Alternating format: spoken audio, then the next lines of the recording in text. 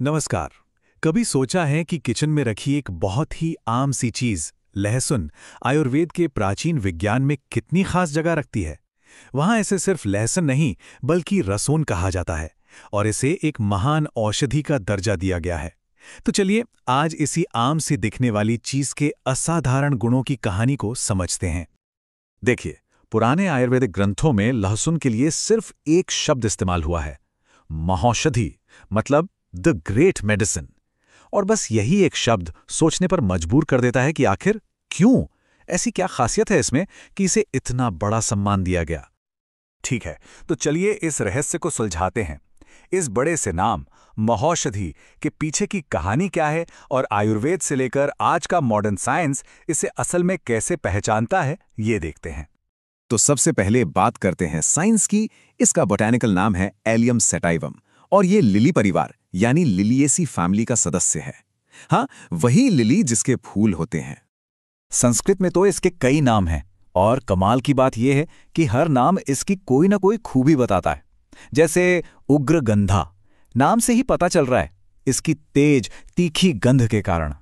और फिर से वही नाम महाऔषधि, जो बार बार इसके औषधीय महत्व पर जोर देता है। और हाँ, ये कोई आज की खोज नहीं है, इसकी साख सदियों पुरानी है।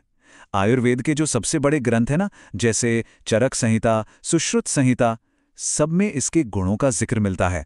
हजारों साल पहले के आचार्यों ने ही इसके फायदों को पहचान लिया था। तो सवाल वही है, इसे महान औषधि बनाता क्या है? चलिए इसकी शक्ति को दो एंगल से समझते हैं। एक कि आयुर्वेद क्या कहता है और दूसरा मॉडर्न केमिस्ट्री इसके बारे में क्या बताती है। देखिए, आयुर्वेद में किसी भी जड़ी बूटी को समझने का एक बहुत ही शानदार तरीका है, जिसे कहते हैं रस पंचक। इसे उस जड़ी बूटी का एक तरह का पर्सनैलिटी प्रोफाइल भी कह सकते हैं। तो लहसुन का प्रोफाइल क्या कहता है? यह स्वाद में तीखा है, इसकी तासीर यानी एनर्जी गर्म है और इसका सबसे बड़ा काम है शरीर में बढ़े हुए वात और कफ को शांत करना। तो ये तो हुई आयुर्वेद की बात। अब आते हैं मॉडर्न साइंस पर। आज की केमिस्ट्री हमें बताती है कि लहसुन के जो इतने सारे फायदे हैं, उनके पीछे का असली हीरो कौन है? वो है एलिसिन नाम का एक सल्फर कंपाउंड। यही वो एक्टिव इंग्रेडिएंट है जो इसे इतना पावरफुल बनाता है। और ये स्लाइड तो और भी कमाल की बात बताती है। लहसुन की एक छोटी सी कली में क्या क्या भरा हुआ है। सिर्फ एलिसिन ही नहीं, विटामिन्स हैं, मिनरल्स हैं, फ्लेवोनॉइड्स हैं। मतलब ये एक पूरा का पूरा न्यूट्रिशनल पावर हाउस है जो एक साथ मिलकर काम करता है।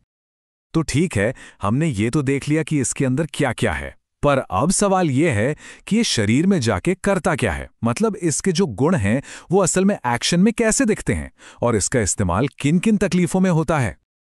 और यहीं पे ना आयुर्वेद का लॉजिक बहुत साफ नजर आता है। देखिए, इसका जो प्रभाव है, मतलब ये शरीर पर जो असर डालता है, वही तय करता है कि इसे किस बीमारी में इस्तेमाल करना है। जैसे इसका एक गुण है हृदय, मतलब दिल के लिए अच्छा, तो जाहिर है इसका इस्तेमाल हृदरोग यानी दिल की बीमारियों में होगा। कितना सिंपल और लॉजिकल है ना। अच्छा, तो हम इतनी देर से इसकी शक्ति की बात कर रहे हैं, पर यह आती कहां से है? पौधे के किस हिस्से से?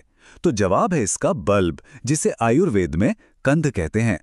वही पूरा लहसुन जिसमें कई सारी कलियां होती हैं, वही इसका औषधीय भाग है।